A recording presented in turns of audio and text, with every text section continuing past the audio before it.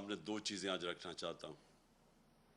ایک بجٹ کا آپ کے اوپر کیا اثرات ہوں گے، بڑا مختصراً، کیونکہ زیادہ تفصیل میں تو ہمارے شوکت ترین جو ہمارے فائنانس کو ہینڈل کرتے ہیں وہ آپ کو بتائیں گے. لیکن میں آپ کو صرف ایک بجٹ میں جو آپ اس ملک کے اوپر آگے کیا اثر ہوگا، اور دوسرا جو سب سے خطرناک چیز ہوئی ہے اس ملک کے ساتھ، اس کے اوپر بات کروں گا. جو انہوں نے نیب کی امینڈمنٹس کے نام پہ ہمارے پاکستان کو ادھر یہ لے گئے ہیں کہ مجھے خوف ہے کہ یہ ایک جو کہتے ہیں نا فیلڈ سٹیٹ، ایک ملک جو تباہی کی طرف انہوں نے دھکیل دیا ہے. وہ میں صرف دو چیزوں کے اوپر آج بات کروں گا. پہلی چیز یہ تو اب واضح ہو جانا چاہیے ساری قوم کو کہ ان کی کوئی تیاری نہیں تھی ملک کی معیشت ٹھیک کرنے کے لیے. ان کی کوئی تیاری نہیں تھی کہ یہ کسی طرح قیمتیں نیچے لے کے آئیں. یعنی جو ہمارا شور مچا ہوا تھا کہ جی مہنگائی ہو گئی، بہت بڑی مہنگائی ہو گئی، اور یہ مہنگائی مارچ ہوگی اور آ کے مہنگائی کم کریں گے. تو اب تو یہ واضح ہو جانا چاہیے کہ نہ ان کے ذہن میں مہنگائی تھی اور نہ ان کے ذہن میں یہ تھا کہ اس کی معیشت کیسے ٹھیک کرنی ہے. ان کے صرف ذہن پہ ایک چیز سوار تھی کہ کیسے جو انہوں نے اتنی محنت سے دوسری باری، پہلے N R O general Musharraf دے چکا تھا، معاف کر چکا تھا سارے جو انہوں نے چوری کی تھی اپنے 90 کی دہائی میں، جب دو دفعہ ان کی حکومتیں کرپشن پہ گئی تھیں تو وہ تو معاف ہو گئی تھی. انہوں نے کیسے جو پچھلے 10 سال میں انہوں نے ملک کو مقروض کیا اور خود اربوں پتی بن گئے، اور ان کے باہر پیسہ بینکوں کے اندر اور محلات پہ، تو وہ کیسے معاف کروانا تھا. تو ساری ان کی کوشش وہ تھی. تو لہٰذا اس کے اوپر میں بعد میں آؤں گا. لیکن پہلے میں صرف آپ کو کہہ دوں کہ پہلے تو کبھی پاکستان کی تاریخ میں ہم نے نہیں سنا پروویژنل بجٹ. یہ کبھی ہم نے نہیں سنا کہ یہ کوئی عارضی بجٹ آ رہا ہے. تو اس کا مطلب کہ تیاری نہیں تھی، اور عارضی بجٹ یہ لے کے آئے تھے صرف خانہ پوری کرنے کے لیے. اس کے بعد اس سے پہلے انہوں نے قیمتیں بڑھا چکے تھے. آپ کو پتہ ہے تیل کی قیمت، ڈیزل اور پیٹرول کی قیمت اور بجلی کی قیمت آسمانوں پہ چلی گئی تھی، جس سے باقی ساری اور قیمتیں اوپر چلی گئی تھیں. تو اب اس کے بعد یہ ایک اور بجٹ لے کے آئے. اب اس بجٹ میں میں صرف آپ کو موٹی بات کرتا ہوں. سب سے پہلے انہوں نے کیا کیا؟ انہوں نے سب سے پہلے جو عام آدمی ہے اس کا تو معاشی قتل کر دیا. جتنی انہوں نے قیمتیں بڑھائی ہیں پیٹرول کی اور ڈیزل کی اور بجلی کی، یہ ابھی یہاں رکیں گی نہیں. پہلے تو اتنی کبھی قیمتیں بڑھی نہیں ہیں.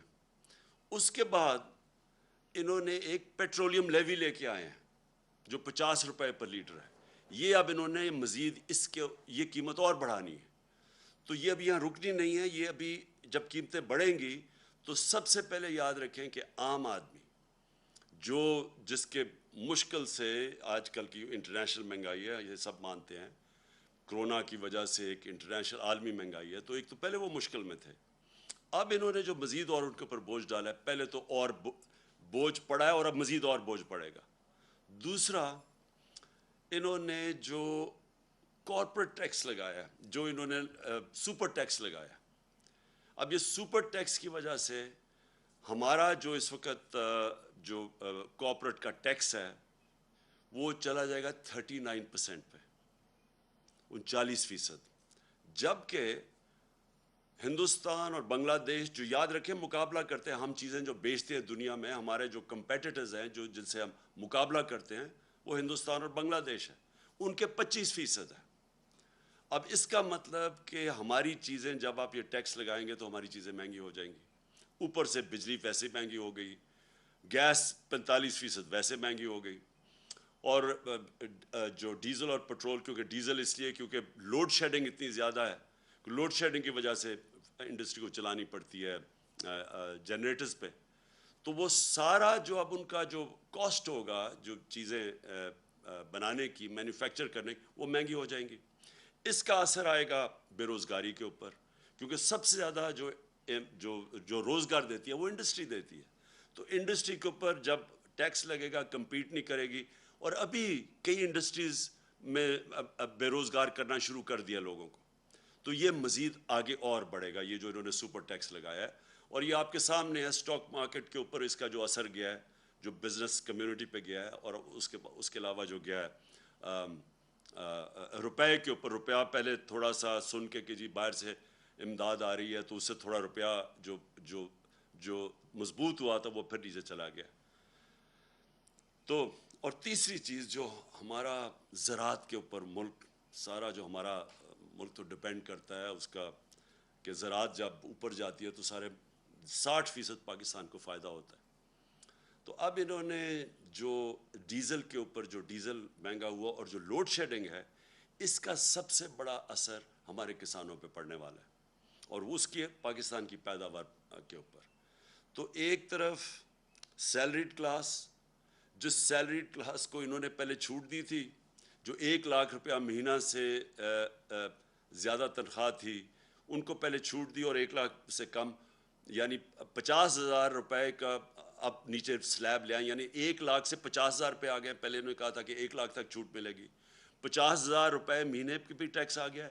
1,00,000 روپے مہینے سے جو زیادہ ہے ان کا ٹیکس ڈبل کر دیا. تو پہلے جو تنخواہ دار طبقہ مشکل میں تھا اس کے اوپر مزید اور ٹیکس بڑھا دیا.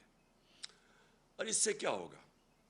اس سے لوگ مجبور ہوں گے ٹیکس کی چوری پہ. جو ہم نے اتنی مشکلوں سے پاکستان میں بڑی دیر کے بعد ریکارڈ ٹیکس اکٹھا کیا تھا, اور ریکارڈ ٹیکس اکٹھا کا مطلب یہ کہ کبھی پاکستان سوچ نہیں سکتا تھا. ہمیں تانے دیے جاتے تھے کہ 6,000 ارب روپیہ آپ ٹیکس کیسے اکٹھا کریں گے, اس سے زیادہ ہم نے کیا. اور میں آپ کو گارنٹی کرتا ہوں کہ جو ہم قدم اٹھا رہے تھے, ہم 8,000 ارب اور اس سے بھی آگے جانا تھا اس سے اگلے سال. وہ کیسے؟ ہم وہ جو موجودہ لوگ ہیں انہی کے اوپر بوجھ نہیں ڈالنا چاہتے تھے, ہم ٹیکس بیس بڑھانا چاہتے تھے. اور اس کا طریقہ کیا تھا کہ ہم نے بڑی مشکلوں سے نادرا کے ساتھ مل کے آئیڈینٹیفائی کیا کہ 4,30,00,000 گھرانے تھے, 4,30,00,000 جو ٹیکس نہیں دیتے تھے. ان کو ہم نے آرٹیفیشل انٹیلیجنس, یہ ایک نیا طریقہ ہے جس سے آپ ان کی رہن سہن کیسا ہے, ان کے پاس گاڑی ہے, گھر کدھر ہے, یہ ساری چیزیں دیکھ کے ان کی ٹریول کتنی ہے, وہ فیڈ کر کے کمپیوٹر میں آرٹیفیشل انٹیلیجنس کے ذریعے ہم نے سب پتہ چل گیا تھا کہ کون کتنا ٹیکس دے سکتا ہے. اور اپریل سے جب ہماری گورنمنٹ گئی ہے, ہم نے پورا پلان بنایا ہوا تھا کہ ان کو ہم نے کیسے ٹیکس نیٹ پہ لے کے آنا ہے. اس کا مطلب ہمارا ٹیکس نیٹ بڑھ جانا تھا, اور بجائے انہی لوگوں کے اوپر زیادہ ٹیکس ڈالتے, بلکہ اگر ہم کم بھی ٹیکس کرتے تو کیونکہ وہ نیٹ بڑھ جانا تھا, ہمیں ہماری ٹیکس کی آمدنی جو میں سمجھتا ہوں کہ 8,000 سے پھر ہم نے اوپر جانا تھا. پھر ہم نے ایک ٹیکنالوجی کا استعمال کیا, اور یہ سارا ٹیکنالوجی کے ذریعے ہمارا پلان تھا. ہم نے جو ٹریک اینڈ ٹریس سسٹم ہے, یہ جو بڑی ہم نے دیکھا کہ شوگر انڈسٹری کے اندر جب تفتیش کی تو جو شوگر انڈسٹری کے اندر کئی ملز 70% صرف ڈکلیئر کرتے تھے اپنی سیلز ٹیکس کے لیے کہ کتنی انہوں نے چینی بنائی ہے, باقی 30% وہ آف بکس بیچتے تھے, یعنی اس کے اوپر سیلز ٹیکس نہیں دیتے تھے. اس کے لیے ہم ٹریک اینڈ ٹریس سسٹم لے کے آئے کہ ایک ایسا سسٹم ہے کہ اس کے ذریعے ہر بوری کے اوپر وہ لگتا ہے, تو بیٹھے ہمیں پتہ چل جاتا ہے کہ کتنا انہوں نے پروڈیوس کیا اور کتنا وہ بیچ رہے ہیں. یعنی یہ جو چوری ہے سیلز ٹیکس کی, اس کو ختم کرنے کے لیے سسٹم لے کے آئے تھے.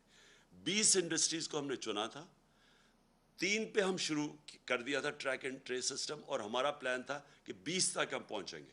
تو ہم نے جو اپنا ٹیکس تھا اس طرح بڑھانا تھا, ٹیکس کی چوری کم کر کے. پھر جو ریٹیل سیکٹر, دکانیں جو ہے, اس وقت جو دکانوں کا جو ٹوٹل دکانوں کی جو پیسہ دکانوں سے بنتا ہے, یعنی جو ان کا جو ٹوٹل ٹرن اوور ہے وہ 20,000 ارب روپیہ ہے, اور جو ٹیکس دیتی ہیں دکانیں وہ صرف اس میں سے 4,000 ارب دیتی ہیں. تو ہم ٹیکنالوجی کا استعمال کر کے باقی دکانوں کو بھی ٹیکس نیٹ میں لانا چاہتے تھے. تو کوشش کیا کر رہے تھے کہ ٹیکس نہ ہم بڑھائیں, ہم ٹیکس بیس بڑھائیں اور اس سے ہم پیسہ اکٹھا کریں, اور انشاءاللہ اس پہ ہم ٹارگٹ پہ جا رہے تھے اللہ کے فضل سے, جس طرح ہماری ریکارڈ ٹیکس کلیکشن ہوئی. اور کیونکہ ہم نے بوجھ نہیں ڈالا اپنی انڈسٹری کے اوپر, ریکارڈ پرفارمنس تھی ہماری انڈسٹری کی, ہماری ریکارڈ ایکسپورٹس تھی. ٹیکسٹائل نے ریکارڈ ایکسپورٹس کی. ٹیکسٹائل سیکٹر جو بند ہو رہا تھا جب ہماری گورنمنٹ آئی ہے, اور پوچھ سکتے ہیں فیصل آباد میں, وہ ٹیکسٹائل میں مزدور نہیں ملتے تھے ٹیکسٹائل انڈسٹری کے لیے, اور اس لیے وہ آگے جا رہی تھی. تو انہوں نے جو اب سٹیپس لگائے ہیں، یہ جو ہماری ساری، اور زراعت میں بات کر رہا ہوں کہ ریکارڈ پروڈکشن تھی، 4.4% پہ ہماری زراعت بڑھ رہی تھی. اور یہ ساری چیزیں، یہ میں نہیں کہہ رہا، یہ پاکستان کی اکنامک سروے کے اندر تھی. جو ہماری اکنامک سروے کی یہ رزلٹس ہیں، آپ دیکھ سکتے ہیں، وہ یہ گورنمنٹ نے دی ہے، ہم نے نہیں دی. اس گورنمنٹ نے جو اکنامک سروے ہے اس کے اندر یہ سب کچھ لکھا ہوا ہے. سروس سیکٹر بڑھ رہا تھا، انڈسٹری بڑھ رہی تھی، زراعت بڑھ رہا تھا، آئی ٹی ایکسپورٹس بڑھ رہی تھیں، جو فیوچر ہے پاکستان کا ٹیکنالوجی کی، آئی ٹی کا، جو ہم نے بڑے انسینٹیوز دیے تھے. تو ادھر سے انہوں نے آ کے، جب سے یہ آئے، پہلے تو پھر سے میں کہتا ہوں تیاری نہیں تھی. مارکیٹ کو پتہ چل گیا ان کی تیاری نہیں ہے. روپے تیزی سے گرنا شروع ہو گیا. 178 روپیہ ڈالر تھا جب انہوں نے نو کانفیڈنس موشن کی ہے. اس کے بعد وہ گر کے آج 210 212 کے قریب ہے. اور اس کی ابھی اثرات آنے ہیں. میں پھر سے آپ کو کہہ رہا ہوں کہ جب روپیہ گرتا ہے تو اور جتنی چیزیں باہر سے لیتی وہ اور مہنگی ہو جاتی ہیں. روپیہ گرا، سٹاک مارکیٹ گری، مارکیٹ نے سمجھ گیا ان کا کوئی پلان نہیں ہے.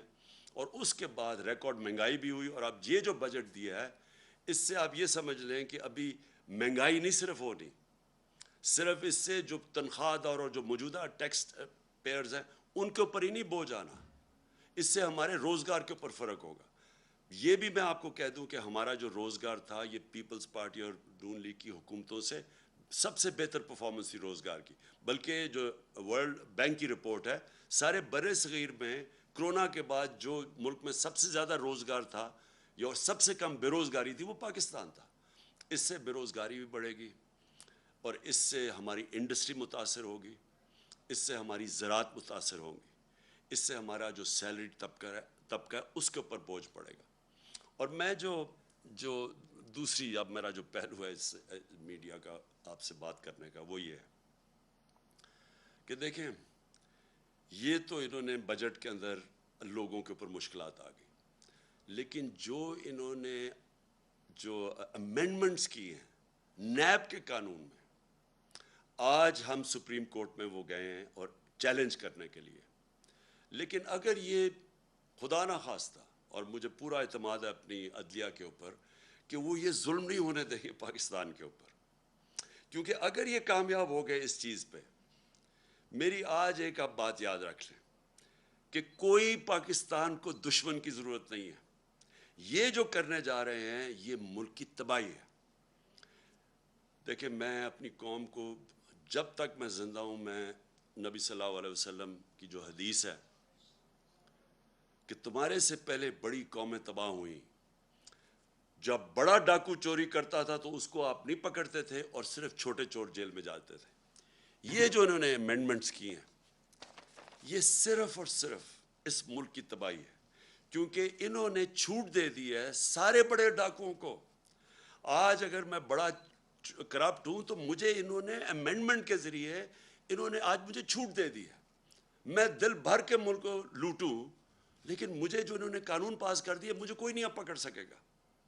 صرف پکڑے جائیں گے چھوٹے چور، اور وہ چور جو بیوقوف ہیں. عقل مند چور وہ چھوٹا بھی بچ جائے گا جو انہوں نے چیزیں کر دی. میں صرف آپ کو موٹی موٹی چیزیں بتاتا ہوں کہ انہوں نے اپنی چوری بچانے کے لیے کیسے ہمارے سارے ملک کا انصاف کا نظام تباہ کیا ہے. سارا جو احتساب کا نظام ہے اس کی قبر کھود دی ہے انہوں نے. بلکہ انہوں نے پاکستان کے مستقبل کی، اس کے سامنے وہ اندھیرے میں آپ. اور میں آپ کو بتاتا ہوں کیا کیا انہوں نے سب سے پہلے یہ کیا کہ اگر میں ہوں سرکاری، میں ایم این ہوں، میں وزیر ہوں، میں وزیر اعظم ہوں، میں بیوروکریٹ ہوں، میں اگر چوری کرتا ہوں، اپنی پوزیشن کو، اپنی پبلک پوزیشن کو استعمال کرتے ہوئے میں چوری کرتا ہوں، میں پیسے بناتا ہوں، میں اگر وہ اپنے بیوی بچوں کے نام ڈال دیتا ہوں، دوستوں کے ڈال دیتا ہوں، رشتہ داروں کے نام پہ کر دیتا ہوں، اس نئے قانون کے مطابق مجھے کوئی نہیں پکڑے گا. یعنی آپ یہ سمجھ جائیں کہ اگر آج نواز شریف اگر وہ اپنی بیٹی کے نام پہ باہر پراپرٹیز لے لیتا ہے، آپ کوئی نہیں پوچھ سکتے. آپ بڑے بڑیاں زمینیں خرید سکتے ہیں اپنے بچوں کے نام پہ آپ کو کوئی نہیں پوچھ سکتا، کیونکہ انہوں نے تو کہہ دیا کہ جناب صرف وہ ذمہ دار ہے، اگر میرے پاس پیسے تو میں جواب دوں۔ اچھا لیکن نہ تو اچھا یہ جو فلودے والے اور یہ جو پاپڑ والے جن کے نام پہ انہوں نے بے نامی چیزیں لی تھی، یہ اب سارے پاک ہو جائیں گے اس سے۔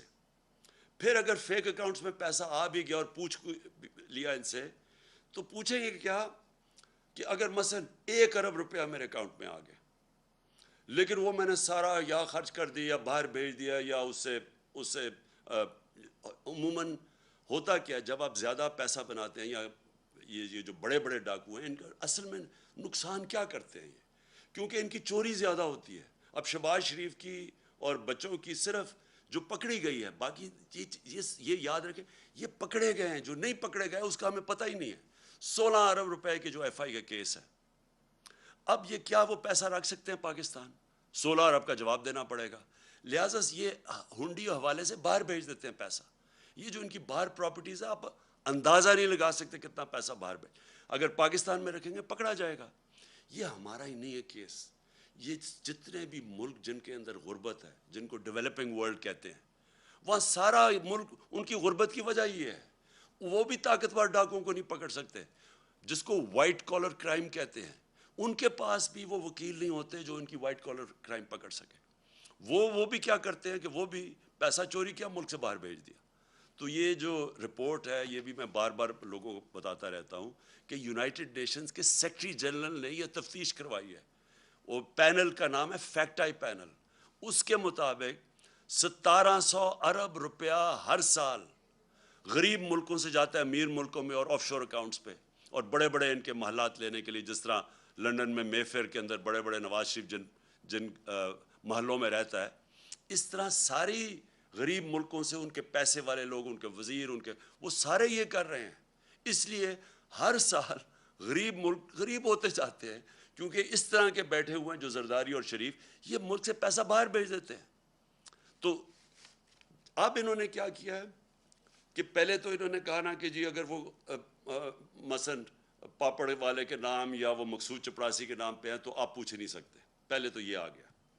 دوسری چیز کہ اگر آپ کا پیسہ باہر پڑا ہے اور آپ اس گورنمنٹ سے پوچھتے ہیں یا بینک سے پوچھتے ہیں جی بتائیں یہ پاکستانیوں کا پیسہ باہر پڑا ہے، اور وہ ہمیں بتاتے ہیں کہ ہاں جی اتنے پیسے باہر پڑے ہیں، یا فلانے آدمی کا بینک میں اتنے پیسے پڑے ہیں۔ اب انہوں نے قانون یہ پاس کیا ہے کہ اگر وہ کہتا ہے نا جی اس کے بینک اکاؤنٹ میں کوئی 50 ارب روپیہ پڑا ہے یا 1 ارب روپیہ پڑا ہے، تو وہ اب ایڈمیسیبل نہیں ہے، یعنی وہ عدالت میں آپ نہیں لے جا سکتے۔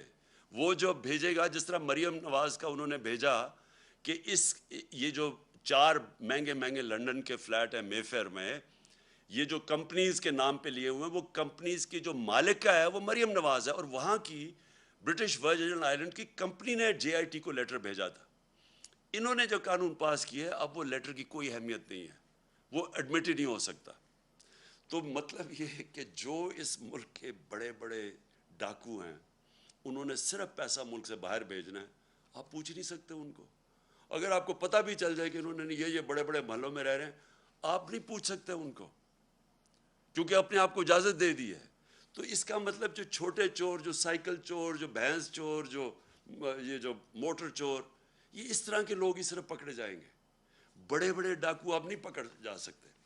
اور پھر انہوں نے ایک اور کام کیا، ساری دنیا کے اندر جب پبلک آفس ہولڈر ہوتا ہے، مثلا میں سرکاری عہدے پہ بیٹھا ہوا ہوں، اور کرپشن کا مطلب کیا ہوتا ہے؟ کرپشن ہوتی تب ہے جب آپ اپنی طاقت کو، جو وزیر، پرائم منسٹر، بیوروکریٹ، جو بھی آپ کی پوزیشن کو استعمال کرتے ہوئے پیسہ بنائیں، اس کو کرپشن کہتے ہیں۔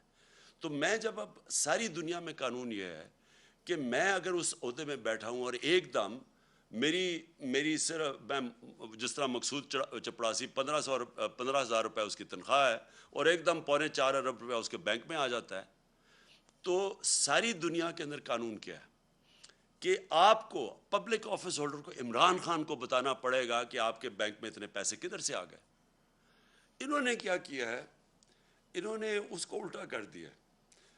انہوں نے کہا کہ اب ان کو بتانا پڑے گا, یا نیب کو یا جو بھی ادارہ ہو اس کو بتانا پڑے گا کہ ان کے پاس پیسہ کدھر سے آیا. یعنی مجھے نہیں بتانا پڑے گا. یہ چینج کر دیا انہوں نے کہ اچھا جی اگر میرے بینک پہ پیسے آ بھی گئے زیادہ تو وہ مجھے نہیں بتانا پڑے گا, وہ ان کو ثابت کرنا پڑے گا کہ یہ غلط, یہ چوری کا پیسہ ہے. یہ وہ کام کر رہے ہیں جو کہ پہلی دفعہ پاکستان میں یہ قانون بدل رہے ہیں. یہ وہ کام کر رہے ہیں جس کو وائٹ کالر کرائم کہتے ہیں, اس کو پکڑنا ناممکن ہو جائے گا. آگے ہی پاکستان میں جو وائٹ کالر کرائم ہے, جو پیسے والے لوگ ہیں, جو بڑا پیسہ چوری ہوتا ہے, آگے پاکستان میں ہمارے لیے بڑا مشکل ہے ان کو سزا دینا, آگے مشکل ہے. تو انہوں نے تو ان کے لیے اور آسان کر دیا چوری کرنے کے لیے. انہوں نے تو یہ کر دیا کہ اب گورنمنٹ کدھر سے ثابت کرے گی. ان کے پاس مہنگے مہنگے وکیل ہیں, جنہوں نے اربوں روپے کی چوری کرنی ہے ان کے تو وکیل بڑے مہنگے مہنگے. گورنمنٹ کدھر سے, گورنمنٹ کا وکیل ثابت کرتا پھرے گا نہیں جی اصل میں وہ وہاں چوری کی ہے, کیونکہ چھپانے کے اتنے طریقے ہیں. باہر کی کمپنیز ہیں, باہر سے ریمیٹنس دکھاتے, 100 طریقے انہوں نے اختیار کیے ہوئے ہیں جس کی وجہ سے ہمیں مشکل ہوتا ہے. تو اب تو انہوں نے ناممکن ہی کر دیا ہے کہ اب اس کا مطلب کہ اگر یہ سارے جتنے بھی اب گورنمنٹ میں آ کے ہم جتنی مرضی اب ہم چوری کریں, آپ ان کو پکڑ ہی نہیں سکتے. یہ جو انہوں نے کیا ہے, میں آپ کو یقین دلاتا ہوں کہ میری جو ساری سٹرگل آج سے 26 سال پہلے میں نے شروع کی تھی, میں پہلا آدمی تھا جو کرپشن کو مین ایشو لے کے آیا تھا پاکستان میں. کیونکہ میں نے دنیا دیکھی ہوئی تھی, کسی بھی دنیا کا ملک جس کے اندر کرپشن ہوتی ہے, ہائی لیول کی کرپشن, دیکھیں 2 لیول کی کرپشن, ایک تو نا چھوٹے لیول کی کرپشن ہے, پٹواری نے پیسے لے لیے, اس نے لے لیے, تھانے دار نے پیسے لے لیے, ایک تو وہ کرپشن.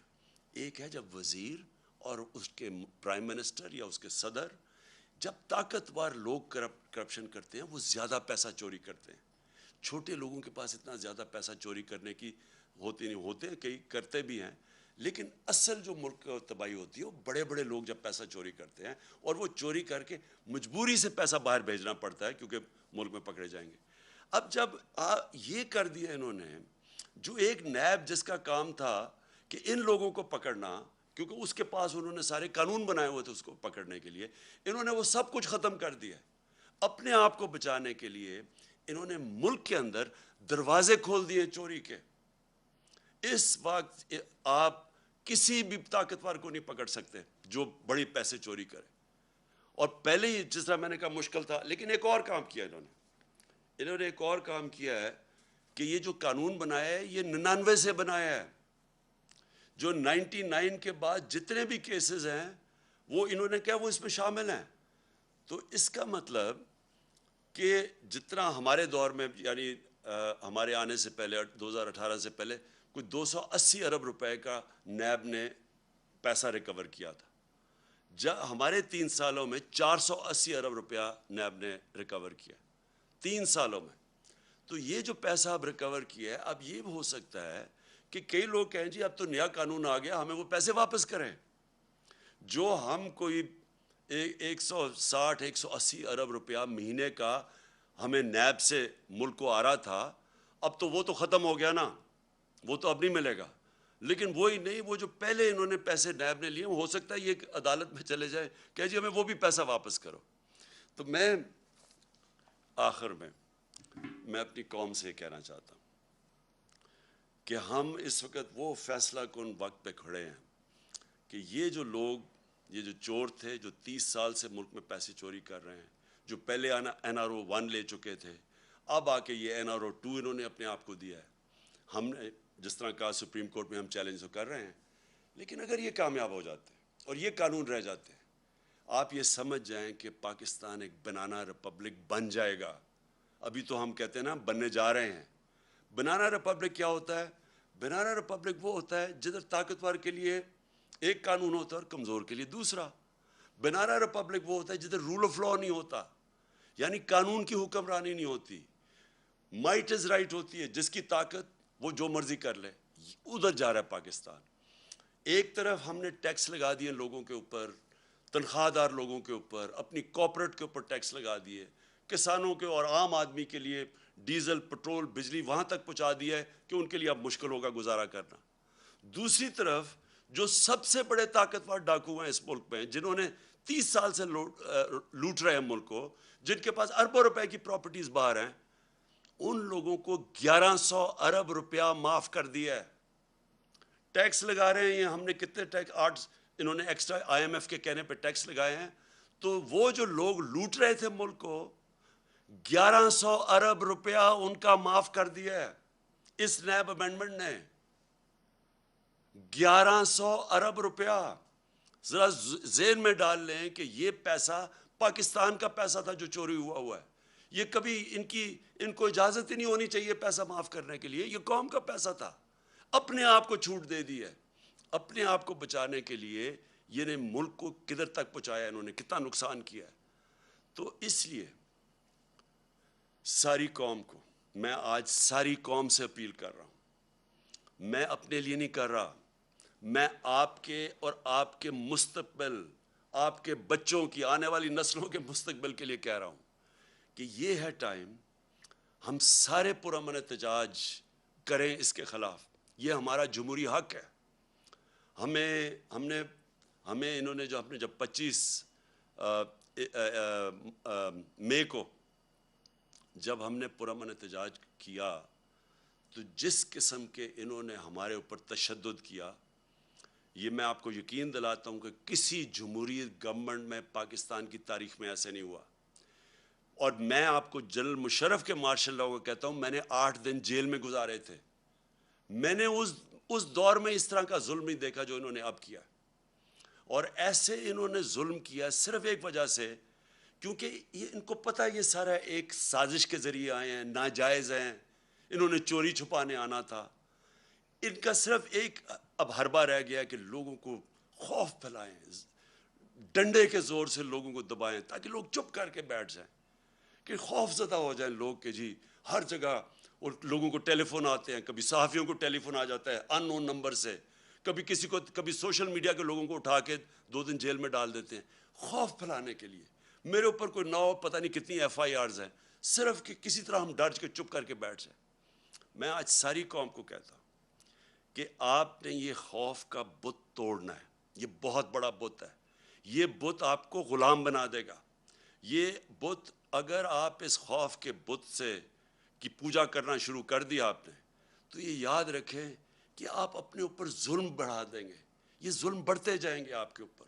مہنگائی بڑھتی جائے گی، چوری بڑھتی جائے گی. ساری چوری کی قیمت آپ ادا کرتے ہیں. جتنا یہ اوپر بڑے بڑے ڈاکو چوری کرتے ہیں، آپ اس کی قیمت ادا کرتے ہیں. انہوں نے 3.5 سال کیمپین چلائی، اور مجھے پتہ ہے کدھر سے پیسے میڈیا کے اوپر چلا، مجھے پتہ ہے باہر سے فنڈنگ کدھر سے ہوئی ہمارے اگینسٹ. یہ جو پوری سازش تھی، آپ یہ دیکھیں کہ آخری 2 سال میں، 17 سال میں جو سب سے زیادہ پاکستان کی 17 سال کے بعد، اس کے باوجود کہ بینکرپٹ ملا تھا، دیوالیہ نکلا ہوا تھا، اس کے باوجود کرونا ہوا تھا، اس کے باوجود آخری 2 سال میں 17 سال کے بعد سب سے زیادہ گروتھ ریٹ تھی ہماری، یعنی ڈیولپمنٹ تھی. کرونا کے باوجود، IMF کے پروگرام کے باوجود، آج دنیا اکنالج کرتی ہے جو ہمارا احساس کا پروگرام تھا. اسٹینفورڈ یونیورسٹی کی ریسرچ دیکھ لیں، انہوں نے اکنالج کیا کہ پاکستان ایک فلائی ریاست بننے کی طرف جا رہی تھی. یہ ہم نہیں کہہ رہے تھے، یہ باہر کی دنیا اکنالج کر رہی ہے. ہمارا جو کلائمیٹ چینج کا پروگرام تھا، دنیا اکنالج کر رہی تھی. 10 ڈیمز ہم نے پہلی دفعہ شروع کیا کہ پاکستان کے آگے مستقبل کا سوچا جائے. اس دور کے اندر، مشکل دور میں، آج آپ دیکھ لیں کہ ہمارا معاوضہ کریں جو انہوں نے کیا کہ صرف 2 مہینے کے اندر. میں اپنی ساری قوم کو آج کہتا ہوں کہ یہ آپ کے اوپر خوف بھی پھیلائیں گے میڈیا کے. میں تو آج سلام کرتا ہوں ان صحافیوں کو، میڈیا اینکرز کو، جن کے اوپر FIRs کاٹی ہوئی ہیں، جن کو ٹیلی فون کر کے دھمکیاں دی جا رہی ہیں. میڈیا آنرز کو میں ان کو سلام کرتا ہوں، جو 2-3-4 میڈیا آنرز جو آج کھڑے ہوئے ہیں، اس کے باوجود کہ دھمکیاں ملتی ہیں، اس کے باوجود آج کھڑے ہیں اور حق اور سچ پہ کھڑے ہیں. میں آج اپنی ساری قوم کو کہنا چاہتا ہوں، آپ نے اس طرح کے لوگوں کے جتنے یہ آپ کو ڈرانے کی کوشش اور ظلم کرنے کی کوشش، اس سے نہ گھبرائیں. وقت آ گیا سٹینڈ لینے کا. میں آپ سب کو دعوت دیتا ہوں کہ اگلے ہفتے کی شام کو میں ایک بڑا پروٹیسٹ جلسہ کر رہا ہوں پریڈ گراؤنڈ میں، اور یہ ہوگا صرف پنڈی اور اسلام آباد سے میں لوگوں کو یہاں اکٹھا کر رہا ہوں۔ باقی پشاور میں اور پنڈی لاہور میں، کراچی میں، ملتان میں، ہمارے جو بڑے بڑے شہر ہیں، ان سارے شہروں کے اندر، فیصل آباد میں خاص طور پہ، آج فیصل آباد میں جدھر مشکلوں کا سامنا کرنا پڑا ہے، میں ساروں کو کہہ رہا ہوں کہ آپ نے وہاں جلسے کرنے ہیں ہفتے کی رات کو، اور میں انشاءاللہ کروں گا پریڈ گراؤنڈ میں جلسہ۔ میں چاہتا ہوں کہ بھرپور طریقے سے آپ شرکت کریں، اور پھر سے آپ شرکت کریں، میرے لیے نہیں، اپنے لیے، اپنے ملک کے لیے، اپنے بچوں کے مستقبل کے لیے۔